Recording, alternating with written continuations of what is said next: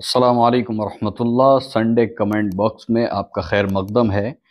سب سے پہلا سوال ہے کہ ناخن پالش لگانے سے وضو ہو جاتا ہے یا نہیں؟ بسم اللہ الرحمن الرحیم۔ دیکھیں، ناخن پالش جو ہے وہ لگانا اس لیے درست نہیں ہے کہ وہ ایک طریقے کا پینٹ ہوتا ہے، اور اس کو لگانے کے بعد کھال پر یعنی ناخن پر جب ہم وضو کرتے ہیں تو پانی نہیں پہنچ پاتا ہے۔ اور اصول یہ ہے کہ جو اعضاء وضو کے اندر دھوئے جاتے ہیں ان اعضاؤں پر کوئی بھی ایسی چیز بغیر ضرورت کے لگانا کہ جس کے ذریعے کھال پر پانی ٹچ نہ ہو، کھال پر پانی نہ لگے، تو پھر اس صورت میں وضو نہیں ہوتا ہے۔ ظاہر ہے کہ جب وضو نہیں ہوگا تو وہ لگانا بھی درست نہیں ہے۔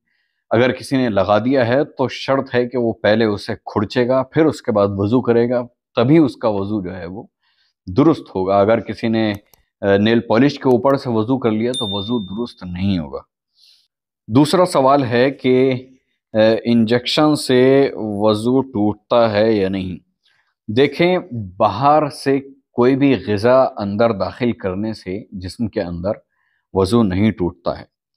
اب ایک چیز یہاں پر یہ ہے کہ کسی شخص نے انجیکشن لگوایا اور انجیکشن لگوانے کے بعد اس جگہ سے خون رسا، ہلکا سا خون رستا ہے، ظاہر ہے کہ وہاں سے خون بہتا تو نہیں ہے، اس کو صاف کر دیا، وضو نہیں ٹوٹے گا۔ پھر وہ وہاں سے ہلکا سا نکلا، اسے صاف کر دیا، وضو نہیں ٹوٹے گا۔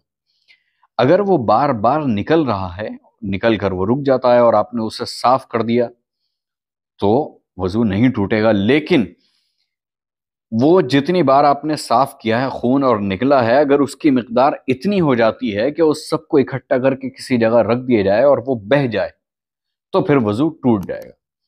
تو عموماً ایسا ہوتا نہیں ہے، اگر کسی کے ساتھ ہوتا ہو تو پھر اس حالت میں وضو باقی نہیں رہے گا۔ تیسرا سوال ہے کہ بندر کی ٹنکی میں ڈبکی لگانے سے کیا ٹنکی کا پانی ناپاک ہو جائے گا؟ بھئی، اگر بندر نے پانی کے اندر ڈبکی لگائی ہے اور ڈبکی لگانے سے یہ یقین ہو کہ اس کا لعاب جو ہے، جو اس کا تھوک ہے، وہ پانی کے اندر مل جائے گا، اگر اس کا یقین ہو تو وہ پورا پانی ناپاک ہو جائے گا، کیونکہ بندر کا شمار جو ہے وہ درندوں میں ہوتا ہے، اور درندے جو ہے ان کا جھوٹا اور ان کا تھوک جو ہے وہ ناپاک ہوتا ہے۔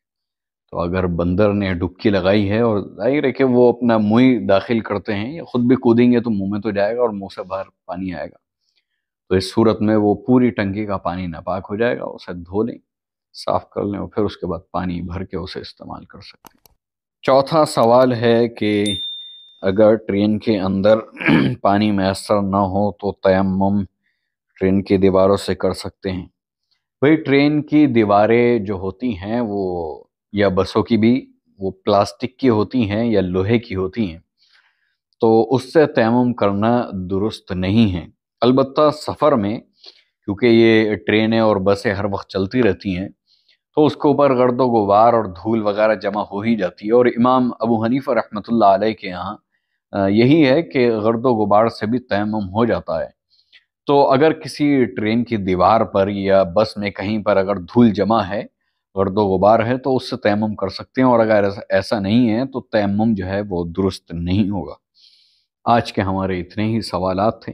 ظاہر ہے کہ کچھ مصروفیات تھیں اور اسفار وغیرہ ہیں، چلتے رہتے ہیں، جس کی وجہ سے بہت کم وقت مل پاتا ہے، تو میں زیادہ لمبی ویڈیو ریکارڈ نہیں کر سکا۔ معذرت جن لوگوں کے جواب نہیں دے سکا، انشاءاللہ اگلے ہفتے اور لوگوں کا جن کے رہ گئے ہیں ان کے جواب بھی دے دیں گے انشاءاللہ۔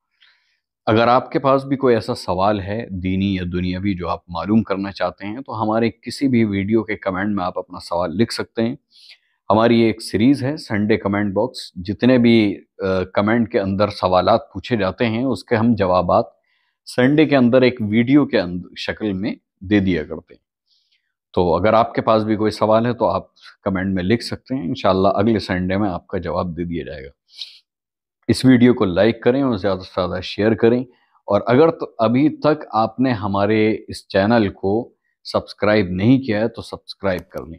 اللہ سبحانہ و تعالی ہم سب کا اور پورے امت اسلامیہ کا حامی و ناصر ہو، آمین یا رب العالمین۔ وآخر دعوانا الحمد للہ رب العالمین۔